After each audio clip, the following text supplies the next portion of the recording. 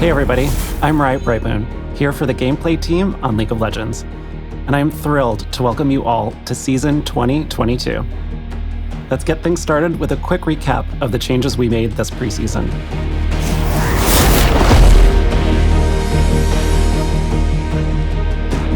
Over the last few years, we've usually used preseason to make big changes to one of League's underlying systems, such as items, runes, or the Elemental Rift.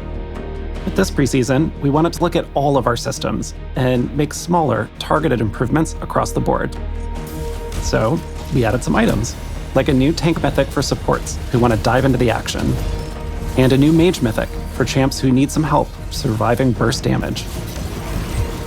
There are also new legendaries for tanks, mages, and assassins. You'll see some adjustments to keystone runes, including lethal tempo, which now grants ramping attack speed and increases your attack range.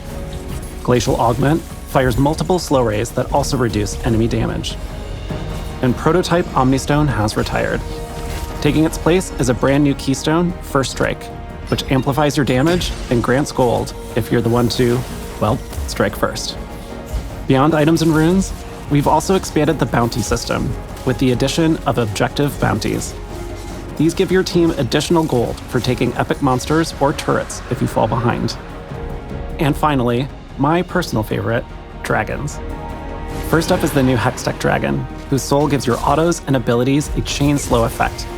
When she takes over the rift, Hextech gates appear in set locations that transport you around the map.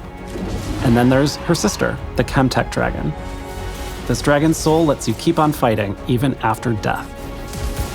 And when she putrefies the rift, camouflage zones appear in the jungle. While these changes are expanding systems, rather than overhauling them, they should still have an impact on your games. We're excited to see your new outplays and big brain strategies, especially now that LP's back on the line and Pro Play is kicking off soon. As always, we'll be keeping an eye on things, and we'll continue making adjustments in the months ahead. Now let's talk about some of the new changes you'll see this year.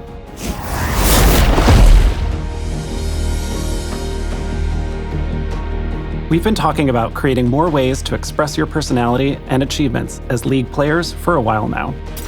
For some of you, ranked is how you define progress.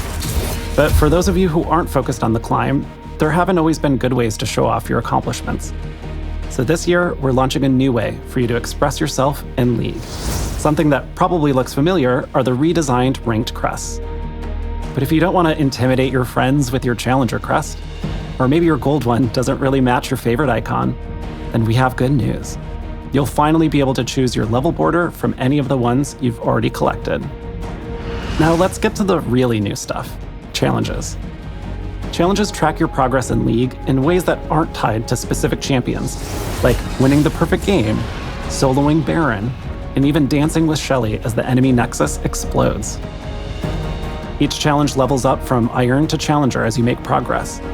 So if you're the best at sniping dragons from the enemy team, or maybe your vision control is unmatched, now you can finally prove it.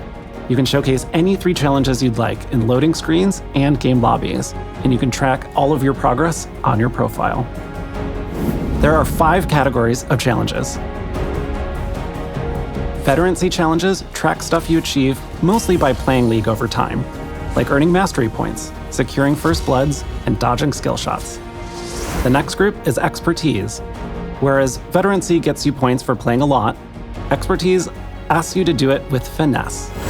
This includes mechanical and technical skills, like dodging multiple skill shots in a row, fully stacking mage eyes before 20 minutes, or stealing the enemy jungler's buffs. Teamwork and strategy challenges reward you for mastermind plays and working together as a team. Winning games with an open nexus, getting kills by roaming, and winning clash games are all good examples. If you like showing off the things you've collected, or maybe you just take pride in being a completionist, then the collection category is for you. Collection challenges include things like unlocking skins and summoner icons, rekindling Eternals, and even progressing through other challenges. And finally, imagination challenges track some of the more unique things you do in League. Hitting snowballs in ARAM, surviving a fight with a single digit of health, and taking down enemies in their own fountain are just a few examples. Like with individual challenges, your performance in each category also ranks up, from Iron to Challenger. So if you swear you're a mechanical god with moves like Mako, now you have a way to prove it. In addition to these 5 categories, there are also legacy challenges, which are earned by being part of historic league moments or are only progressible during set periods of time. Some challenges track your progress within each season, and there's even one that shows if you're a battle-scarred player who's been here since beta. The progress you make across all challenges feeds into your challenge crystal, which upgrades as you go. Certain challenges also come with regional leaderboards, which work a lot like the ranked ones. There's a limited number of Grandmaster and Challenger slots, so you'll need to keep making progress to hold on to that rank. Finally, you can show the world you've completed some of the more difficult challenges with titles, which are earned when you hit certain milestones. For example, winning a lot with an open nexus will earn you the title, the Comeback Kid. Other titles include KDA Player, Flame Horizon, and Unkillable Demon King. All of the identity changes will be rolling out over the next few months, and we'll continue adding more new challenges throughout the year. Before I go, I've got a quick note to share with you on Ranked this season. Last year, we softened the Ranked reset so that you'd start closer to where you ended the year before. But it ended up being a little bit too soft. Some of you who dove headfirst into Ranked started losing more LP than you were gaining because your rank overtook your MMR too quickly. And that sucks. This season, we're resetting ranks to a more traditional degree, and paired with tuning adjustments we made last year, your MMR and LP will stay closer together, making your climb smoother throughout 2022. That's all I have to share with you today.